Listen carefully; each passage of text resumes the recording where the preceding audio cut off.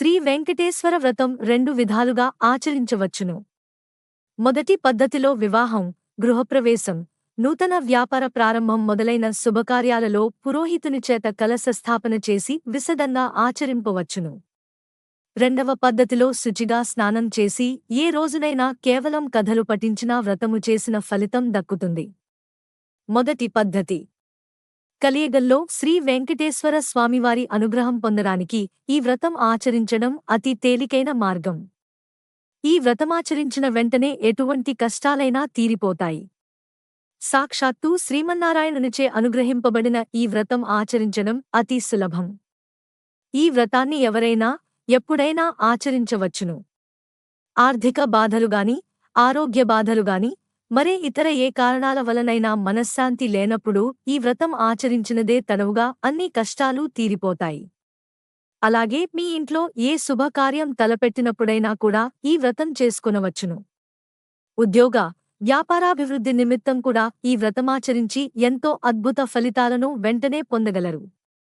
ఈ వ్రతాన్ని ముందు చెప్పిన విధంగా ఎప్పుడైనా ఆచరించవచ్చును.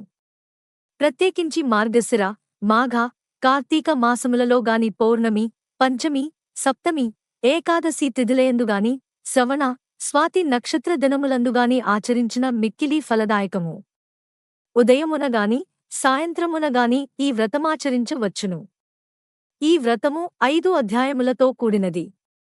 మొదటిది సాక్షాత్తూ శ్రీ వెంకటేశ్వర స్వామివారే అనుగ్రహించగా, మిగిలిన 4 అధ్యాయములకు మహాతపః సంపన్నులైన విశ్వామిత్ర, వశిష్ఠ భరద్వాజ, అత్రి మహామునులు ప్రవర్తకులై ఉన్నారు.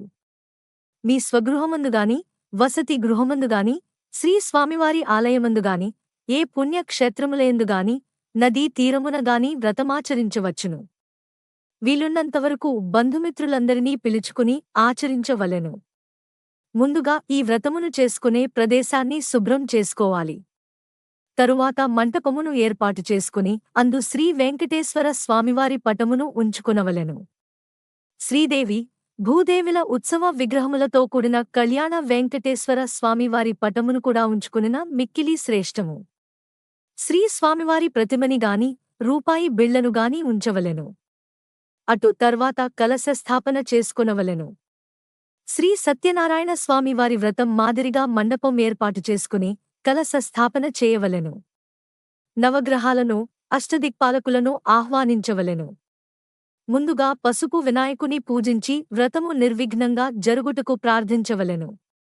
5 అధ్యాయములను చదివి ఈ వ్రతాన్ని అతి భక్తిశ్రద్ధలతో చేసిన వారింటికి శ్రీనివాసుడే స్వయంగా బంధువు రూపంలోగాని, అపరిచిత అతిథి రూపంలోగాని, క్రిమి, కీటకాదుల రూపంలోగాని, జంతురూపంలోగాని వచ్చి ప్రసాదాన్ని స్వీకరిస్తానని శ్రీ స్వామివారే సెలవిచ్చారు.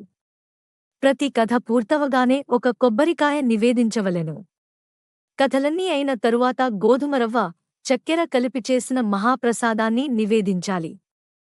ఇందులో అరటిపండ్ల ముక్కలు వేయవచ్చును. వ్రత కథ అయిన తరువాత గోవిందా, గోవిందా, గోవిందా అని 3 సార్లు ప్రార్థించవలెను.